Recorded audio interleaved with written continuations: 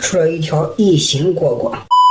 55粒蝈蝈卵的第24条成虫来了啊，并且来的比较突然啊。它是3月10号六推的，按理说要10天之后才大推，结果18号就推了啊！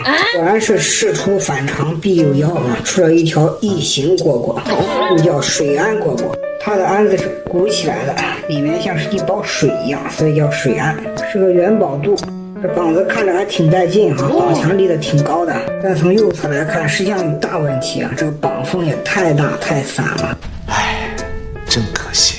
左膀子立得太高，右膀子显得就有点塌了，我感觉都不一定能叫啊，因为上膀子的邻错和下膀子这个刮气都不一定能接触上，但是从根部就开始散了。这条异形蝈蝈它的成虫时间也非常的奇葩，不仅是大推只用了8天，整个成虫呢也只用了33天而已。看之前的这23条，最短的成虫时间只有36天，而它则是33天。3推是用了11天，这个还是比较正常，但是4推和5推居然都只用了4天，6推用了6天，也是比较正常的，最后大推只用了8天。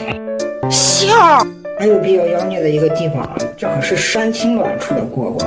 山青后代出草白比较正常，但是出铁皮的话就玩呢。这是55粒蝈蝈卵的倒数第2条成虫，也是最特别的一条，所以单独拍了一期。最后不得不再感叹一下，如果右边膀子不塌的话，就起飞了啊！